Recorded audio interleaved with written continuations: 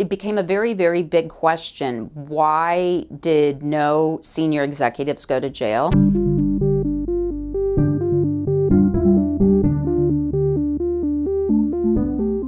This story is about the settlement that Switzerland's second largest bank, Credit Suisse, reached with the Justice Department after a very protracted investigation over its sale of offshore tax evasion services to wealthy Americans. The settlement had several components, the most perhaps eye-popping immediately of which was a $2.6 billion fine. That is the largest criminal tax fine by far in U.S. history. It also consisted of a guilty plea by the bank. That plea made Credit Suisse the biggest bank in 2 decades to enter that kind of a plea. But the settlement was also striking for another reason. It didn't contain any requirement that the bank disclose client names. That piece in particular was a departure from previous actions by the Justice Department against other Swiss banks, most notably UBS, Switzerland's largest bank, in 2009. There are a lot of things that happened between 2009 and now, one of which is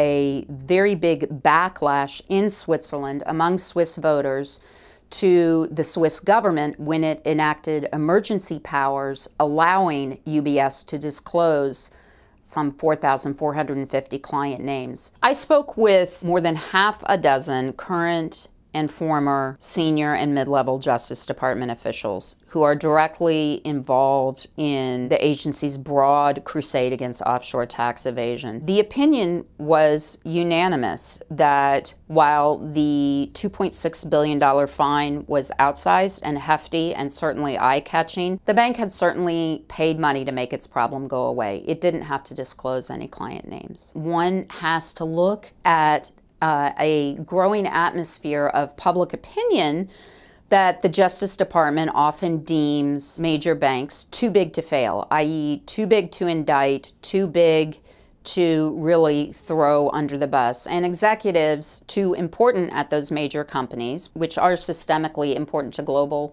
financial markets, to put in jail. There are a lot of critics who are saying, if all you have to do is pay your money to make these problems go away, what deterrence factor is there?